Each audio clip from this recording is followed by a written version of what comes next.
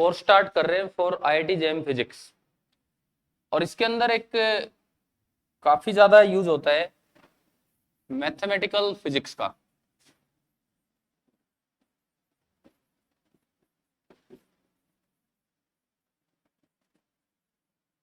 Mathematical physics, अब इसके अंदर जो हम पहला टॉपिक लेके चलेंगे, आज जो हम शुरुआत कर रहे हैं, that is vector calculus. Vector calculus आपके IIT जेईई के सिलेबस में तो वेक्टर अलजेब्रा भी लिखा हुआ है, लेकिन वेक्टर अलजेब्रा ऑलमोस्ट वो चीज है जो आप 12th लेवल तक पढ़ के आए होते हैं, तो उसमें कुछ खास नया नहीं है। तो आज हम वेक्टर कैलकुलस से शुरुआत कर रहे हैं, और इसके अंदर सबसे पहली बात, एक नया ऑपरेटर जिसको हम कहते हैं del operator. Del operator symbol इसका ये होता है। अब बच्चों से पूछो कि भाई ये सिंबल क्या है, कह देते हैं उल्टा डेल्टा। उल्टा डेल्टा वगैरह कुछ नहीं होता है, इस सिंबल का नाम क्या होता है? This symbol is known as nebula. जैसे अल्फा, बीटा, गामा, ऐसे ये जो सिंबल होता है, इस सिंबल का नाम होता है नेबुला। नेबुला ऑपरेटर का मतलब क्या होता है? Nebula, it stands for partial differentiation of the function with respect to x into I cap. जिस भी फंक्शन पे आप ये ऑपरेशन करेंगे उसका partial differentiation with respect to x into I cap, plus partial differentiation of the same function with respect to y j cap, plus partial differentiation of same function with respect to z and k cap. This operator, this is known as nebula operator और del operator. Nebula तो इसका symbol है, del operator इसे बोलते हैं। अब यहां से हमारे 3 ऑपरेशंस होंगे। आज की क्लास में हम वही 3 चीजें सीख रहे होंगे। सबसे पहली बात, पहला ऑपरेशन आपका होता है ग्रेडियंट, दूसरा ऑपरेशन होता है डाइवर्जेंस, एंड तीसरा ऑपरेशन होता है कर्ल। 11th-12th में बहुत ज्यादा इन चीजों की जरूरत नहीं पड़ी होती है, लेकिन आगे पूरी यूजी पीजी में इनके बिना काम नहीं चलेगा फिजिक्स में।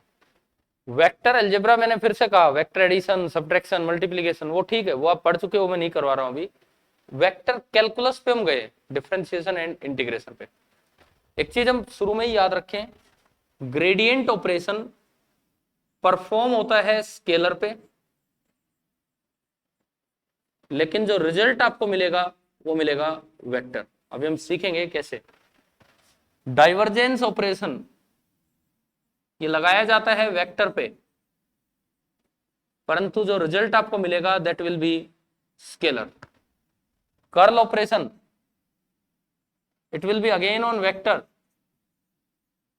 But result itself is a vector. तो आपके जो 3 बेसिक ऑपरेशन हैं, ग्रेडियंट स्केलर पे लगता है वेक्टर आता है, डाइवर्जेंस वेक्टर पे लगता है स्केलर आता है, और कर्ल वेक्टर पे लगता है वेक्टर आता है। हम आज की क्लास में केवल और केवल ये 3 ऑपरेशंस मैथमेटिकली अप्लाई कैसे करने किसी फंक्शन पे वो सीख रहे होंगे। आने वाली क्लास में या नेक्स्ट संडे हम इन तीनों का फिजिकल मीनिंग लेंगे, क्यों ये नाम बने, डाइवर्जेंस फैलना, कर्ल घूमना, मतलब क्यों ये नाम आए, ऑपरेशन में ऐसा क्या है। तीनों की स्टैंडर्ड फंडामेंटल थ्योरम्स हैं, गॉस डाइवर्जेंस थ्योरम, इस तरह से उनके नाम भी हैं, स्टोक्स थ्योरम, लेकिन हम फंडामेंटल थ्योरम तीनों की पढ़ेंगे, तो ये वाला काम अगली बार लेंगे। तो आज की क्लास में हम सीख रहे होंगे ग्रेडियंट ऑपरेशन क्या है, देन डाइवर्जेंस क्या है, देन कर्ल क्या है। चलिए आगे बढ़ते हैं, कैसे बढ़े आगे इसमें। पेज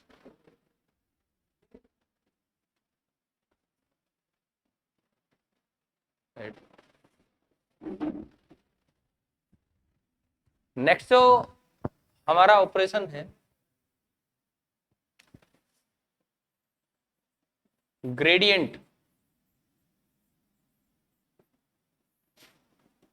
देखो मान लो आपको एक फंक्शन दिया है, suppose potential energy. Potential energy मैं उसको अक्सर यू से रिप्रेजेंट कर लेता हूं, you at any x, y, z किसी भी पोजीशन पे किसी भी पोजीशन पे आपको u दे दिया, suppose 4x² y³ z, unit इसकी जूल हो सकती है, कुछ भी हो सकती है, ये आपको u का फंक्शन दे दिया। अब u स्केलर है तो उसमें कोई i cap, j cap, k cap तो आना नहीं है। अगर मैं इस पे ग्रेडियंट ऑपरेशन लगाऊं, ग्रेड u, सिंबल ये है डेल u। अभी हमने सीखा था डेल ऑपरेटर होता है partial differentiation with respect to x i cap, partial differentiation with respect to y j cap, partial differentiation with respect to z k cap. और आप तीनों ऑपरेशंस u पे लगा दो, कंप्लीट u, यहां भी कंप्लीट u एंड यहां भी कंप्लीट u। ये जो भी रिजल्ट आएगा वो आपका ग्रेडियंट ऑपरेशन लगने के बाद आया रिजल्ट है। पार्शियल डेरिवेटिव कैसे करते हैं, करली u बाई करली x। पार्शियल डेरिवेटिव का मतलब होता है कि आप x के रेस्पेक्ट में कर रहे हैं तो y और z को कांस्टेंट ट्रीट करते हुए डिफरेंशिएशन कीजिए। फॉर एग्जांपल मैं पहले ये निकालता हूं, curl u by curl x, this is equal to curl by curl x of 4x² y³ z।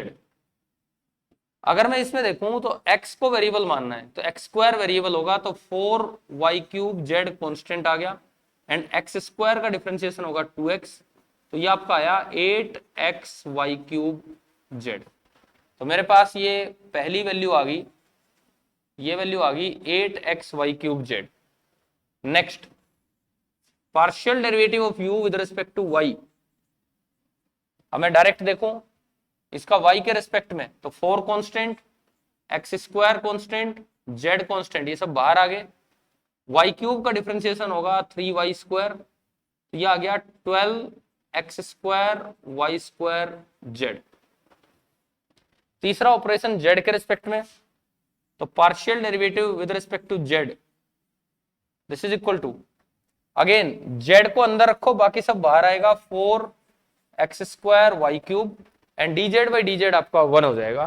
तो ये आपके तीनों आने के बाद अब अगर मैं ये ग्रेडियंट का आंसर दूं कि भाई ग्रेड u क्या निकल के आ रहा है, तो ग्रेड u निकल के आया first term 8x y³ z i cap plus 12x² y² z j cap plus 4x² y³ k cap. और ये हमें नजर आ ही रहा है कि ये रिजल्ट एक वेक्टर है, क्योंकि इसमें i कैप, j कैप और k कैप लगे हुए आए हैं, it means it is a vector.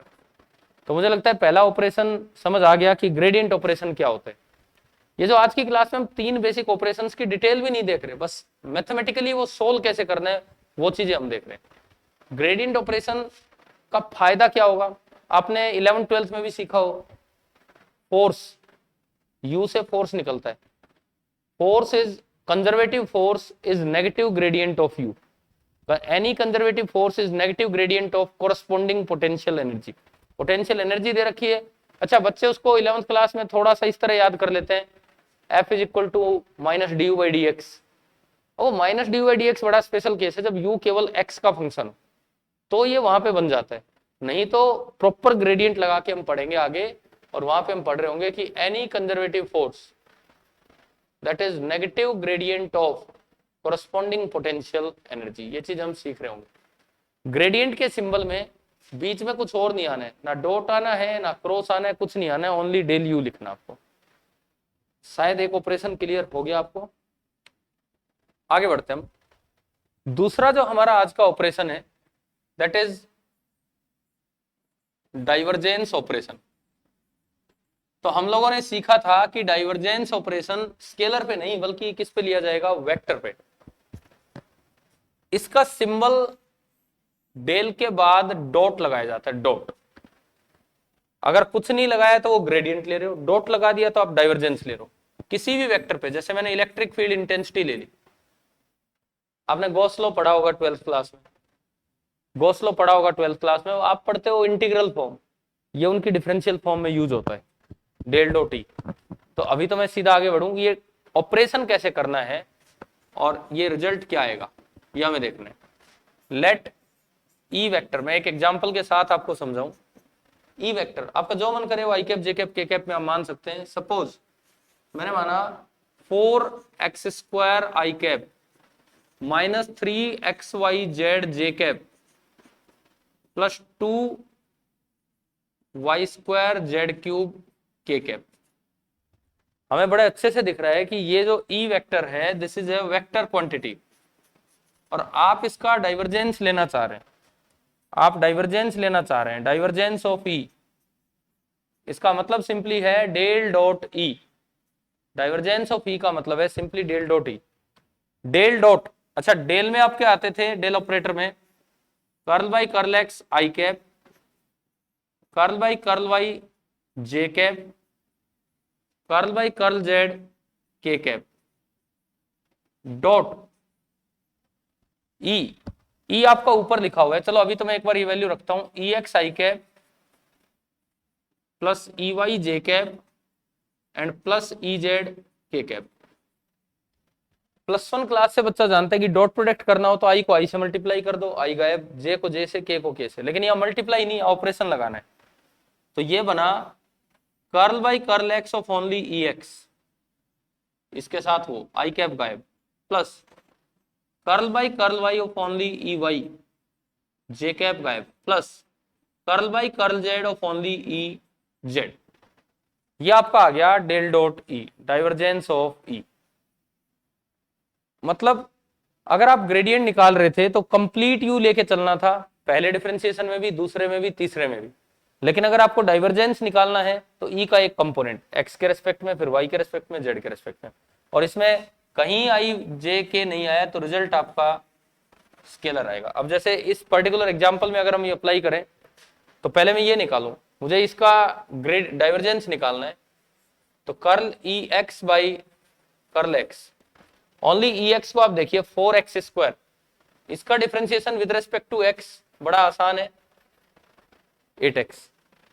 Next curl E Y upon curl Y, आप इसको देखिए, y को कांस्टेंट मानिए तो -3xz बाहर जाएगा और dy बाई dy 1 हो जाएगा, तो ये आ रहा है -3xz। और तीसरा curl E Z upon curl Z, ये वाला, इसमें अगर मैं देखता हूं तो जेड जेड को कांस्टेंट मानना है, अगर जेड होता ही नहीं तो डिफरेंशिएशन 0 हो जाता। अभी 2y² बाहर जाएगा और z³ का 3z², तो ये आपका आया 6y² z²। तो जो फाइनल आंसर आया, फाइनल आंसर कोई आई जे के नहीं लगाना, 8x minus 3xz plus 6y² z², और ये जो रिजल्ट आया, ये रिजल्ट आपका एक स्केलर के रूप में आ रहा है। जब हम आगे इलेक्ट्रोडायनेमिक्स पढ़ेंगे, इलेक्ट्रोस्टैटिक पढ़ेंगे, तो वहां पे डेल डॉट ई यूज होगा। एक मैक्सवेल की इक्वेशन है जो गोस्लो के नाम से भी जानी जाती है, और हम जानेंगे ये 4 डेंसिटी के बराबर आ जाएगा, और 4 डेंसिटी एक स्केलर क्वांटिटी होती है। तो मुझे लगता है सेकंड ऑपरेशन क्लियर हुआ, ग्रेडियंट डाइवर्जेंस। अब हम आज की क्लास के आखिरी ऑपरेशन पे आते हैं, curl. Curl operation last operation है हमारा। कर्ल ऑपरेशन का सिंबल होता है कि डेल के बाद आप लगा दो क्रॉस। कर्ल ऑपरेशन का सिंबल है कि डेल के बाद आप क्रॉस लगा दो, और आगे कोई भी वेक्टर, लेकिन वेक्टर जैसे मैग्नेटिक फील्ड वेक्टर बी ले लिया मैंने, डेल क्रॉस बी। अब इसको लिखना कैसे है, आप और हम पहले से डिटरमिनेंट का यूज करते हुए क्रॉस प्रोडक्ट को सोल्व करते आए हैं। तो पहली लाइन में आई cap, J cap, K cap, दूसरी लाइन में पहला वेक्टर है डेल। डेल के 3 कंपोनेंट आपको याद होंगे, curl by curl x I cap था, तो खाली ये लिखा, curl by curl Y and curl by curl Z, बस I cap, J cap, K cap नहीं। और फिर बी के 3 कंपोनेंट लिखने हैं, B X, B Y and B Z. और अब आप इस डिटरमिनेंट को जैसे सोल्व करते हैं उसी तरह से आपका एक वेक्टर बन जाएगा, और वो आपका कर्ल है। एक एग्जांपल के साथ मैं यहां पे ले रहा हूं, मान लो बी वेक्टर है 4yz आई कैप माइनस xy² z जे कैप प्लस 5 के कैप। सपोज ये है, तो अगर मैं इसमें ये पुट करूं, ये वैल्यूज यहां पे पुट करूं, बी एक्स आपने लिखा 4yz, बी वाई आपने लिखा -xy²z और बी जेड आपने लिखा ओनली 5। जैसे आप डिटरमिनेंट ओपन करते हो उसी तरह से कर्ल ऑफ बी ओपन होगा। कर्ल ऑफ बी हम याद कर चुके होते हैं, कभी first bracket into I cap minus second bracket into J cap and plus third bracket into के कैप। पहली ब्रैकेट में आई कैप के साथ आप इसको रख लीजिए, दिस इनटू दिस, अब यहां इनटू नहीं होगा, यहां पे तो ऑपरेशन होगा, तो partial differentiation of 5 with respect to y minus ये वाला partial differentiation with respect to z of -xy²z। Second आप इसको रख लीजिए, partial differentiation of 5 with respect to x minus z के रेस्पेक्ट में, देखो मल्टीप्लाई नहीं करना है, ऑपरेशन लगाना है, 4yz।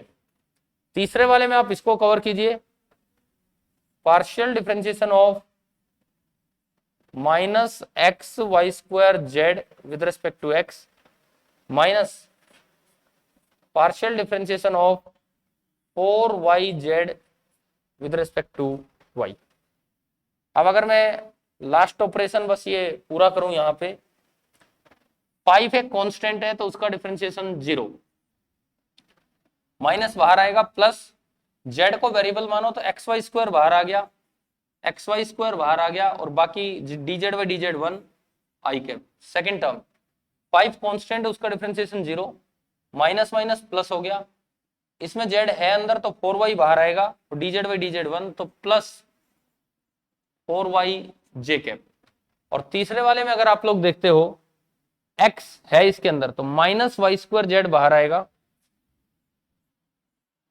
-y²z बाहर आया, dx बाई dx 1, अगले में y है तो 4z बाहर आएगा, -4z बाहर आया और dy बाई dy 1 और ये k कैप।